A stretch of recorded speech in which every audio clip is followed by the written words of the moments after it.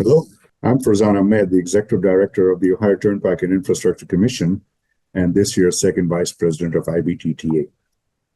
I also serve as the Chair of the Global Road Safety Steering Committee. This committee was started last year, and our goal was to work globally with all of our partners to talk about road safety. And last year, we had our first IBTTA Global Road Safety Week, and this year, in June, at the end of June, the last week of June, will be our second annual Global Road Safety Week. Last year's theme was Be Safe Together. And this year's theme is Be the Highway Hero. Now, why did we pick this year's theme as Be the Highway Hero? It's because each person individually can make a difference. And my friends, that's what a highway hero is. A highway hero is a person who says, I can make a difference. We're going to have a conversation here with someone that I met and had a conversation with. And this gentleman is a highway hero. It's Mr. Feldman from the Philadelphia area. You're going to listen to his story. It's a compelling story. Joel, instead of me telling everyone who you are, I know you're very passionate about distracted driving. Please introduce yourself. Please tell us what makes you passionate? What makes you so passionate about this issue? Thank you, Farzan. I appreciate the opportunity to speak with you and the folks who listen to this. I'm a Philadelphia lawyer. I've been a Philadelphia lawyer for almost 40 years, and I've handled over the years terrible, terrible cases involving distracted driving. In July of 2009, my 21-year-old daughter, Casey, was walking across the street in a summer shore community, and a 58-year-old man had made the choice to take his eyes off the road, reach for his GPS, and he rolled through a stop sign. Casey was almost through the intersection, and his delivery van hit her and actually ran her over. He said that he never saw her. We got the call to go to the hospital, and a couple hours later, we were told that Casey was dead. And it changed everything in our life. My life, my wife, our son, our family, everyone who knew Casey. And it was so senseless and so preventable. And I made a commitment at that time to learning everything I could about distracted driving and to figure out how we could get folks to put their phones down, because I wanted to do something to keep other young people safe. And this is a photo that I use in my talks with teens. I hold this up or I put it on the PowerPoint and I tell them, each and every one of you has what Casey has in this photo. You have a life and you have a future. Of course, Casey doesn't have that because she's dead. And I can't do anything about that, but I sure can speak with you. I can speak with your parents, and I can speak with anybody who'll have me. And I'm optimistic that we can, and we are making a difference in reducing distracted driving. And that's what drives me. Joel, you and your wife are living parents' worst nightmare. Father, myself. Can see what drives you. You're making a difference in other people's lives. You're trying to save lives of other young people. Joel, you mentioned you're a lawyer, and you shared with me earlier that you too used to drive distracted. And as a lawyer, as the officer of the court, I guess we have expectations of how certain people will behave. But you lost Casey, you lost your daughter. How did losing Casey change your attitude when it came to driving and about being distracted? Well, I had cases. I had a 17-year-old who was paralyzed when a young woman was holding a yogurt in one hand, the spoon in the other, steering with her knees, went through a stop sign. A 4-year-old killed by a driver who admitted that he was looking at a pretty girl walk into a convenience store when he crossed a double yellow line, hit my client's car.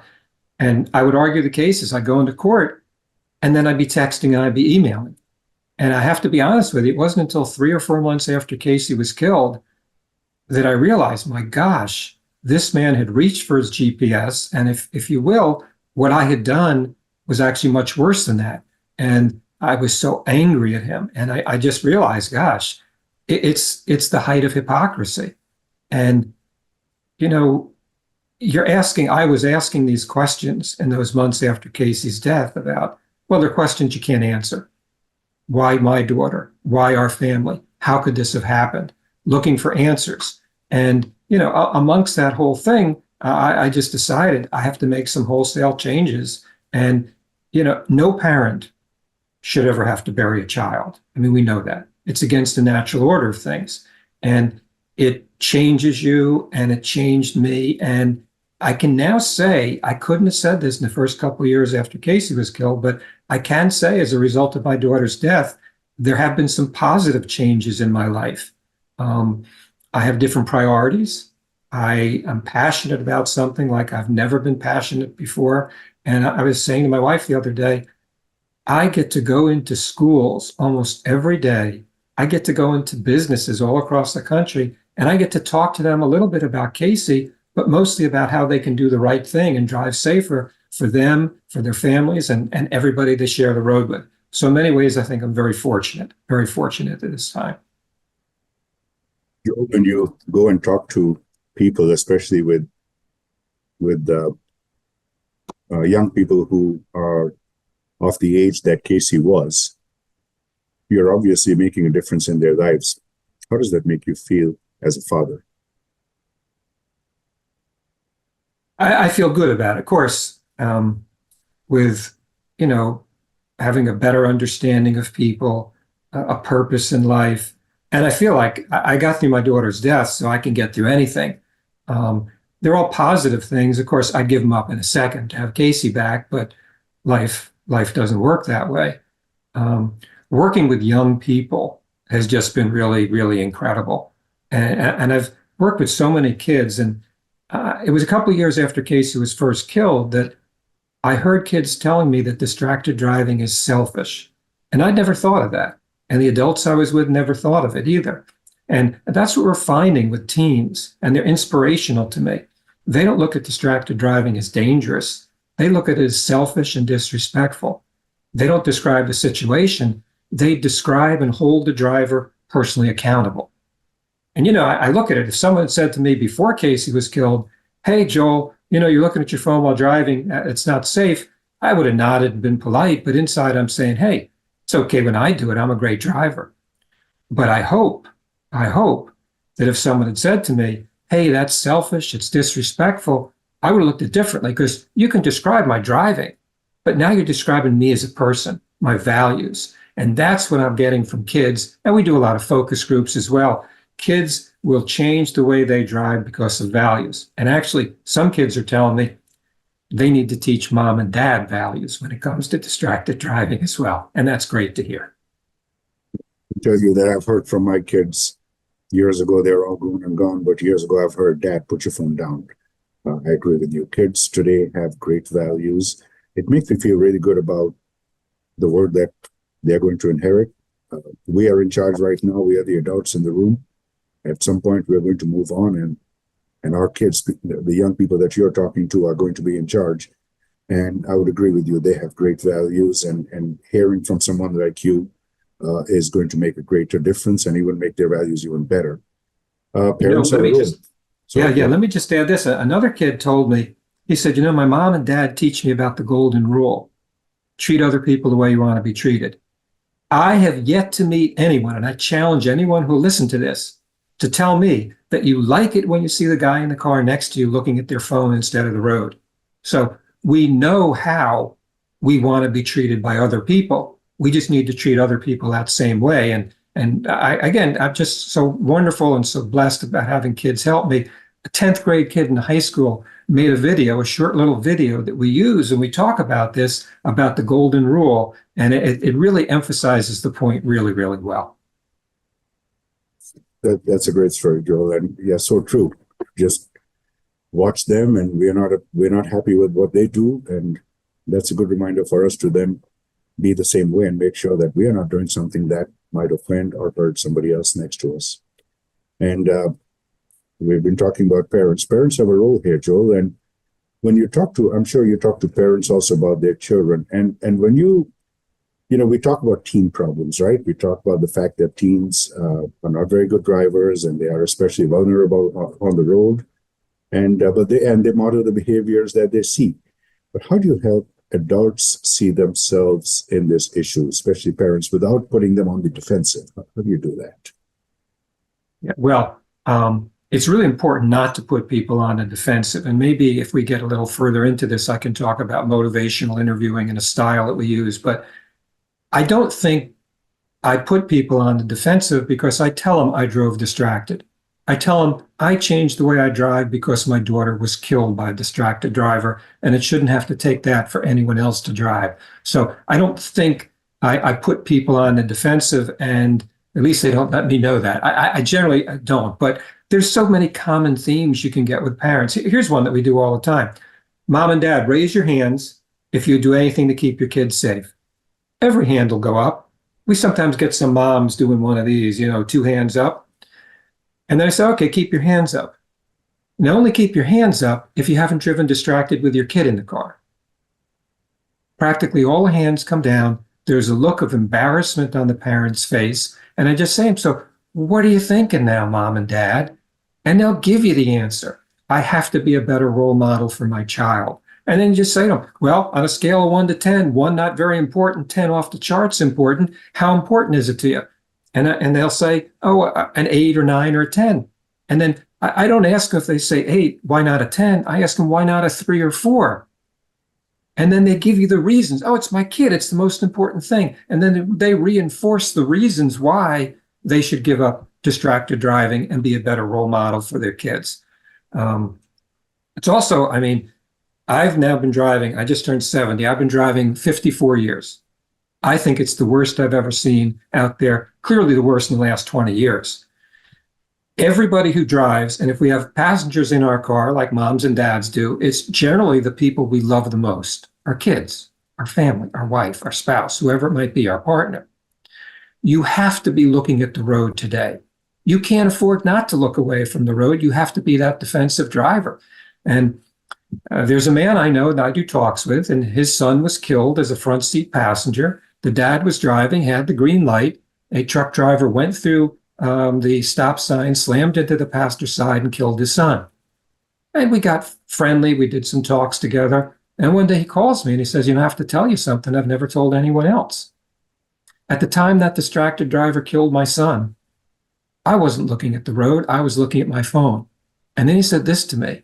And I think every parent should think about this, not just parents, everybody. I had the last best chance to save my son's life, but I blew it because I was looking at my phone, and I'm going to have to live with that. So parents are very, very receptive to arguments, and they're also receptive to doing the right thing. And that's what this is about, isn't it? Doing the right thing. About doing the right thing and about saving lives. And the way you give that message to parents is so empathetic. And I can see why when you talk to people, they wouldn't be defensive. And listening to you, I learned something because I had a conversation with a friend of mine who was talking about his son getting a speeding ticket at 95 miles an hour, and he was looking for a lawyer to get him out of it. And I gave him a lecture on how he was teaching a bad behavior to his son. I could have done it in a slightly better way because it put him on the defensive. Yeah. After Casey was killed, I realized pretty quickly that although I'm a pretty good cross-examiner as a lawyer, I'm not going to cross-examine people into behavior change. So I got a master's. I did an internship at a drug and alcohol facility out in suburban Philadelphia. And I was fortunate enough to be trained in what I referred to earlier as motivational interviewing. And it's a process that basically helps people reinforce and build their internal motivation to change. And it says we don't lecture people. Who likes it? Who likes to be told what to do, right? So basically, you ask people to give you the pros and cons of something. Well, I'm a great driver. It's only a few seconds. I'm a great multitasker. I've never been in a crash, whatever it is, and say, okay, now what would be the benefit if you gave those up? Well, I might not kill somebody. I'd be a better role model for my son. It's kind of, I don't like to be that distracted driver. And people come up with so many reasons that are so more substantive and so more real than the excuses we call them for maintaining that distracted driving behavior. So if you're having people say their own reasons for it, and you could have said probably to that dad, I said, so what lesson would your son learn if you got him off of this? What lesson might he learn if you didn't? And how might that affect him in the future with respect to his choices for driving? That could have been a better way to do it, but you learn. But um, there's just so many different ways of speaking with people, and I could give you some more examples of that if we get into the passenger intervention as well. Well, it's obvious that when you talk to people, you use your skill as a counselor and not your skill as a prosecutor. But your message is emotional, Joel, and people reaction to a conversation with you is an emotional reaction. What are the breakthrough moments? When is it that are there moments when you know that you're reaching someone and you've made a breakthrough in that person's behavior or outlook?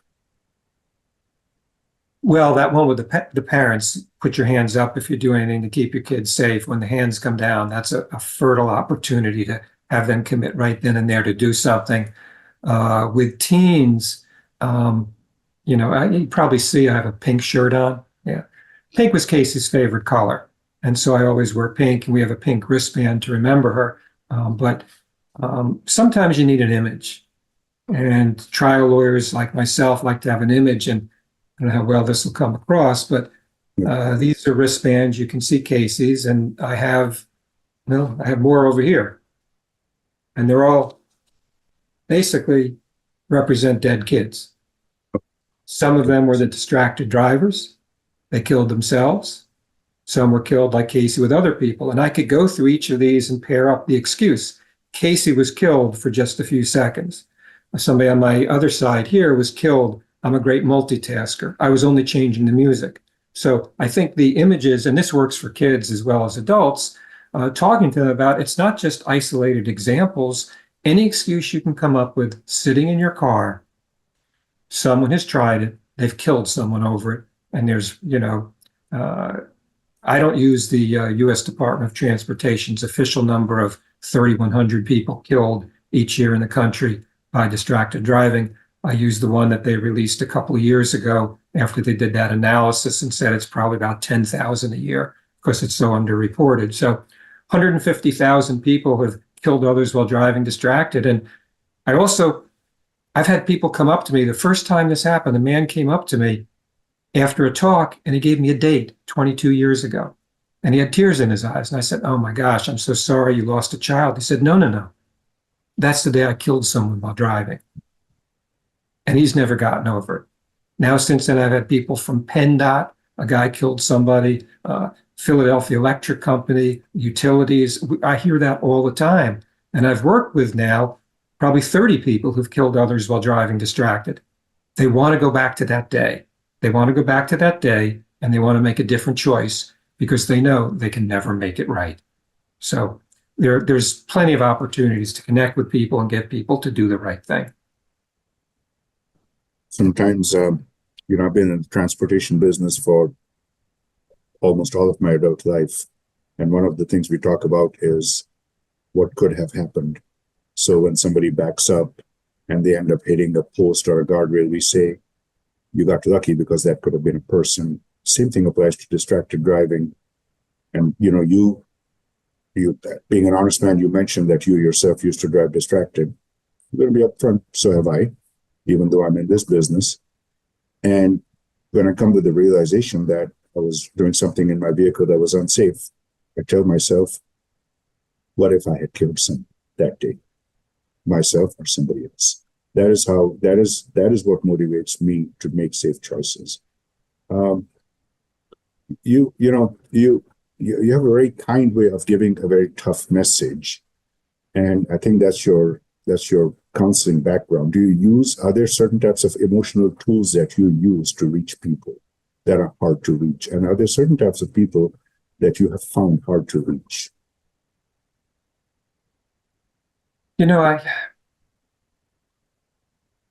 I did a bunch of company talks, and it was in I'm not going to get political or anything, but it was very, very conservative part of the country.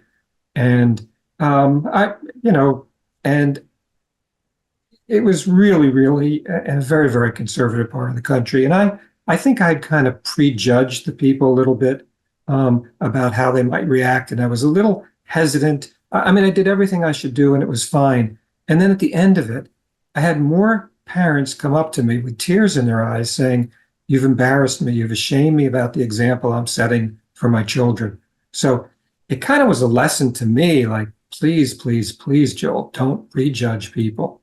Um, and, you know, there are people who want to do the right thing. That's the way I look at it. But it's hard. I mean, we have this confidence that if we haven't been in a crash yet while driving, we're not going to be. So it all comes to looking at the excuses, asking people to look within themselves. And it's values, really. You think about it, values. I mean, no one wants to be that distracted driver, but so many of us are. And I say to people often, hey, have you killed anyone while driving? No. Have you lost a family member? No, thank God. Well, forget what happened in the past. Let's start today. You can make a difference today. Not to prejudge anyone. What a great message, not only in this situation, but in every situation in life. It's, you know, your message is powerful. And it is obvious that you're motivated because you lost Casey. You know, sometimes we think that distracted drivers are only young drivers, but in the case of Casey, the man who killed her was 58 years old, which means he was a very experienced driver. It's across the board, right, Joel? It's not, you don't have to be young or old or rich or poor when it comes to distracted driving. It's all of us, right? Yes, it's the victims that I work with, or survivors is a better word, the families who've lost someone. And it's also those people I've worked with who've killed or crippled others. It's not just all teens. It's not just all teens. It could be anybody. As you said before, what could have been. I am thankful every single day that I didn't kill someone else's kid while driving. I could have. That is a very sobering thought. If we think that way, when we get behind the wheel, I think that I believe in humanity. I believe in the goodness of people. And I think that you mentioned the right thing. I think all of us want to do the right thing in life. And if we just have that trigger when we get into the car that, look, if I'm not safe, I can hurt someone or I can kill someone. I think that kind of an attitude and that kind of a self-check will really create a big dent in distracted driving. Joe, tell me about your organization. Your organization is called NDD.org. What do you do as part of? Yeah, NDD.org stands for NDistractedDriving.org. We have a website. That's the website. It's the name of the campaign. We do presentations, as we've talked about, for teens. We do presentations for businesses. We've also came up with a K-1 distracted driving picture book, which is really cool. It teaches little kids about distracted driving, how to recognize when mom and dad are driving distracted at a young age, and how to speak up using powerful but effective ways to speak up and respectfully let mom and dad know that they're concerned about the driving. We didn't have a middle school presentation for a bunch of years, and some folks reached out to me, and I was waiting for someone else to come up with one. I said, all right, we'll come up with one. And we work with middle school teachers, and a lot of middle school kids came up with the middle school presentation. And I've done the elementary school, and we have an elementary school presentation as well, in addition to the K-1 distracted driving book. The middle school is very, very intriguing, and I've done a few of those now, and it might be almost my favorite audience. They're still willing to interact. Clearly, they'll throw mom and dad under the bus, just like the littler ones will. But they're a little, have a little more life experience. They're a little bit older, and they're thinking more things. And the respect, the value, the doing the right thing really comes out with them. So I'm going to be looking to do more middle school presentations. And we have about 130 lawyers like myself around the country. There are a bunch of them in Ohio as well. And they go out and they volunteer and they give the presentations as well. I don't know how many we've spoken to in Ohio, but we've now spoken to about 550,000 kids through this network of lawyers all across the country. It's probably 15 to 20,000 in Ohio. I haven't looked recently, but that's probably what it is.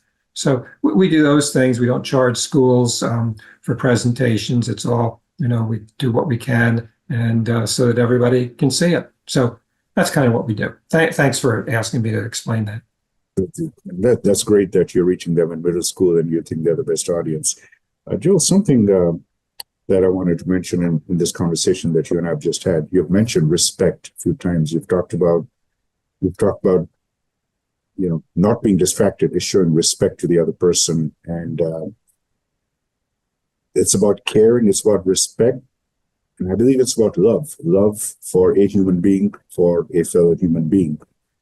And all of these things go toward values. It's not just about driving, it's about having the right values of doing the right thing in every aspect of life. And in the aspect of life that involves getting behind a wheel, the best way you can show respect and love for your fellow human being is to pay attention. What you said, you get behind that wheel and you think, if I am not taking care of business, if I'm not being respectful today, I can kill someone. I don't know if there's any more powerful message than that. You have taken a personal tragedy to your family and you have turned it into a crusade to save lives. That's what you're doing.